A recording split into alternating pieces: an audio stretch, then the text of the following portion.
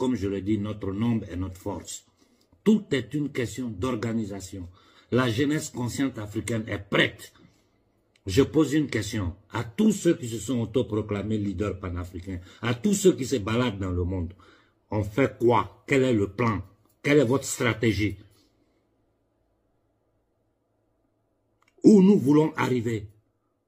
Vous pensez que des petites manifestations à droite, à gauche, dans ces camps de concentration, là, le monde entier est au courant?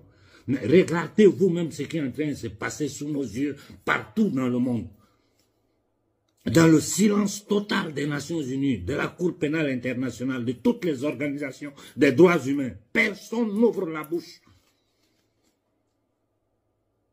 Le pouvoir anglo-saxon et ses États satellites sont en train de foutre toute l'humanité dans un chaos total. Ils sont en train de semer la mort et la terreur partout. Partout où ils sont partis, ils ont semé la mort et la terreur. Détruisant les pays, laissant les pays dans le chaos et ils changent. Mais regardez aujourd'hui l'Afghanistan. Ils ont passé 20 ans à combattre ce qu'ils appellent les talibans. Après eux-mêmes, ils les ont pris, ils les ont mis au pouvoir et puis ils sont partis. Regardez ce qu'ils ont fait de l'Irak. Regardez ce qu'ils ont fait de l'Irak. Regardez ce qu'ils ont fait de la Syrie qui est encore aujourd'hui sous bombardement. Je ne parle pas de chez nous en Afrique parce que pour nous, Africains, ils n'ont eu aucune compassion. Quand ils ont décidé dans les accords de Bretton Woods d'imposer le franc CFA aux Africains, aux peuples africains, d'imposer les accords coloniaux qui nous maintiennent dans cette misère, dans cette pauvreté, ils n'ont pas pensé que nous sommes des êtres humains comme eux.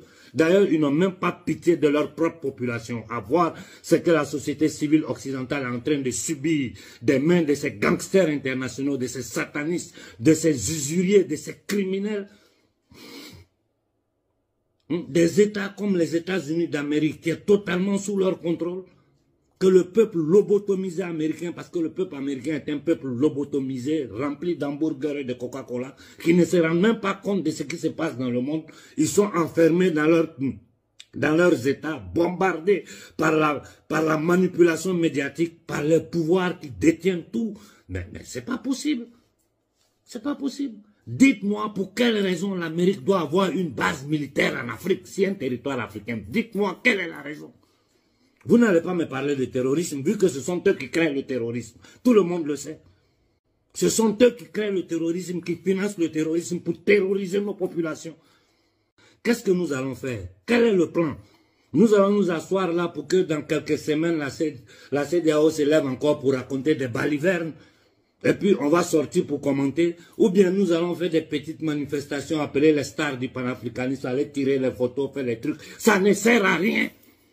Il faut comprendre à quel pouvoir nous avons affaire. C'est un pouvoir séculaire, meurtrier, assassin, sans sentiment pour l'être humain en général, et en particulier pour nous les Noirs qui considèrent comme des animaux humains, des sauvages.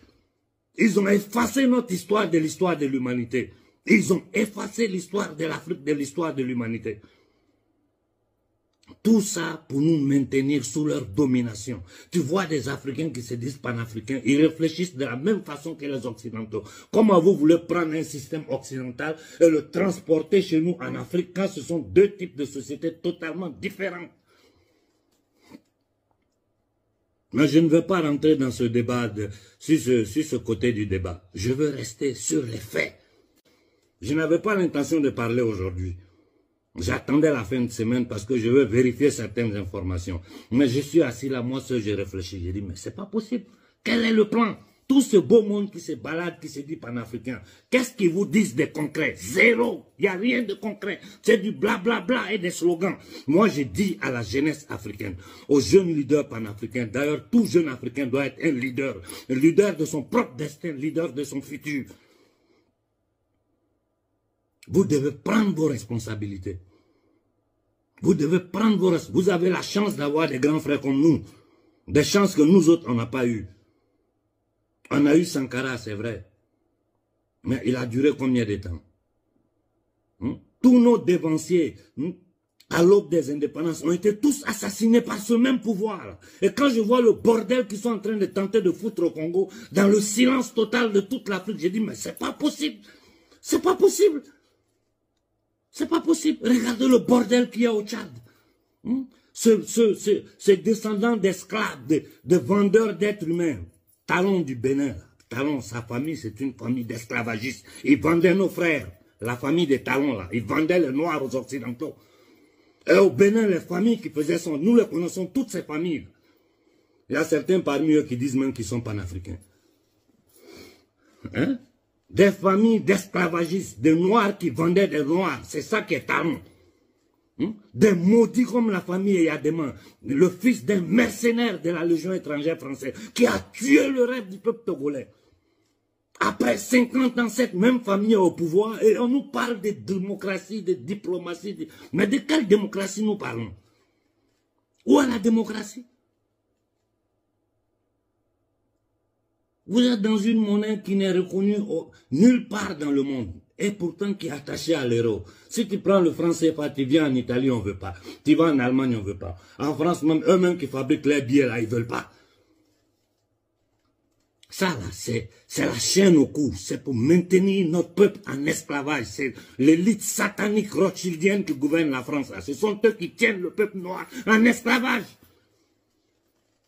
Avec leurs soldats, les Attali, tout ce bordel qui bavarde en France, ces soi-disant intellectuels français, ou je ne sais quoi. Là.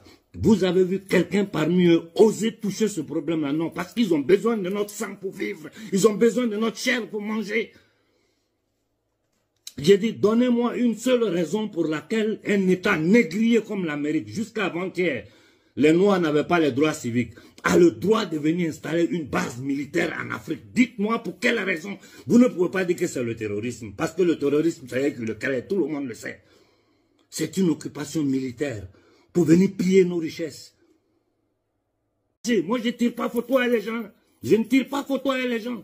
Je ne me balade pas pour faire du show. J'ai dit les choses claires comme elles sont. Mais comment? On chasse les Français, on laisse les Américains, on a fait quoi? On a fait quoi? On n'a rien fait.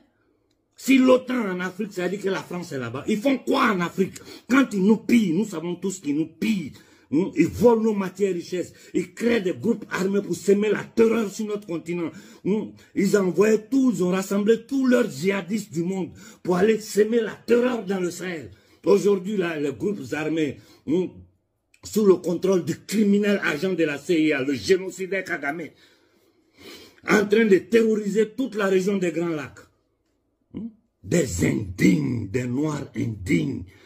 Moi, souvent, je vous regarde et puis j'ai honte d'être noir. Parce que être aussi indigne comme nous, mais qui comme nous ont eu la chance de voyager dans le monde, quand ils regardent l'Afrique de l'extérieur, tu dis, mais c'est pas possible. Je ne peux pas accepter que mon peuple soit dans ces conditions pendant que nous sommes les plus riches de la Terre. Nous sommes les plus riches de cette planète-là. Et c'est nous qui sommes les plus misérables. Et les gens continuent à vous tenir des discours mielleux, démocratiques. Mais arrêtez de vous foutre de la gueule des gens. Nous ne sommes pas dans un combat de processus démocratique. Nous sommes dans un combat de libération. Et Sankara l'a bien dit, un esclave qui n'est pas capable de prendre ses responsabilités pour se révolter contre la condition d'esclave dans laquelle ces négriers occidentaux nous ont mis là. Ils ne méritent aucune compassion. Ce qui va nous arriver demain sera notre responsabilité. Moi, les informations que j'ai eues, je vous jure que je suis rentré depuis dimanche. Je dors mal. Parce qu'ils vont finir par nous avoir. Les gens sont dans du n'importe quoi. Dans du n'importe quoi. Tu les vois parler de reçus ici. Nous, là, on doit s'élever. L'Afrique doit s'élever. Et vous, les jeunes panafricains, les jeunes Africains conscients que je vous vois autour de moi, ça me donne une bombe au cœur.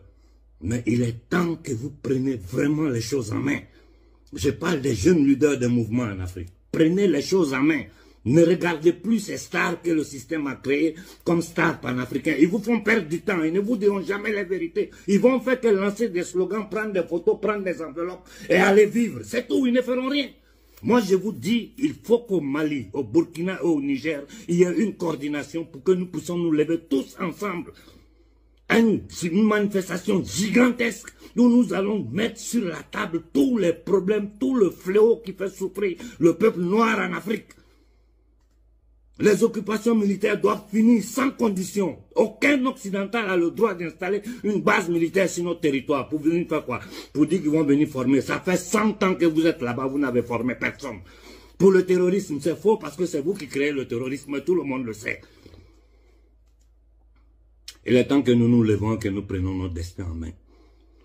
Moi, je mets toute ma foi, toute ma confiance dans la jeunesse consciente panafricaine qui est en train de travailler. Je suis ce que vous faites dans le groupe. Je vous dis bravo. Continuez, il faut continuer à tisser les relations. Il faut continuer à tisser les relations entre nous et nous préparer pour une grande sortie. Pour ceux qui regardent la Guinée, j'ai eu quelques informations. J'attends confirmation avant de dire quoi que ce soit. Je ne peux pas vous dire les choses si je ne suis pas sûr. Mais les informations qui m'arrivent ne sont pas très bonnes. En entendant que j'ai le cadre complet de la situation, de ce qui s'est passé, pourquoi ça s'est passé, je préfère ne rien dire là-dessus.